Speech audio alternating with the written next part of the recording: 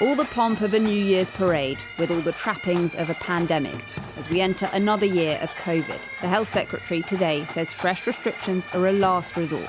Writing in the Mail, Sajid Javid said hospitalisations are inevitable, but says he's determined that we must give ourselves the best chance of living alongside the virus and avoiding strict measures in the future. What does that mean for me? But for the people who've been shielding, the messaging doesn't match the mood.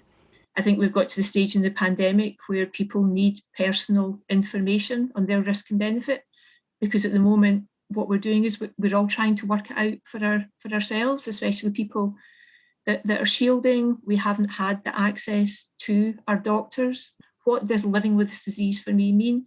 And I think we need to quantify that for people. We need to give people information so that people can make decisions about keeping themselves safe and how they're going to live their life. The Health Secretary today talked about the 3 lines of defence he says we've built up. Treatments like new antiviral drugs that we know will help people who've been shielding, testing, well, we know there have been some supply issues, and of course vaccines at places like this.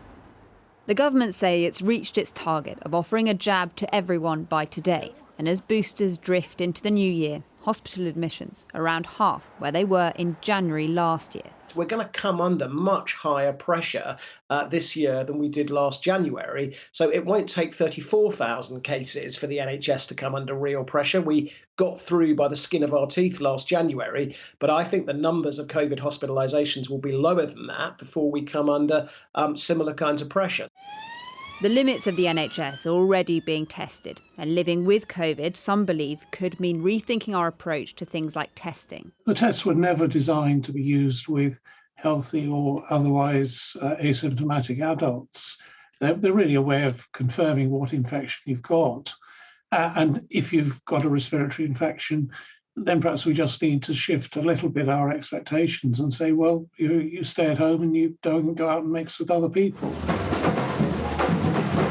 As a new year begins, the government is still waiting to see what impact Christmas has had on the spread, but their tone, rightly or wrongly, is optimistic. Ali Fortescue, Sky News.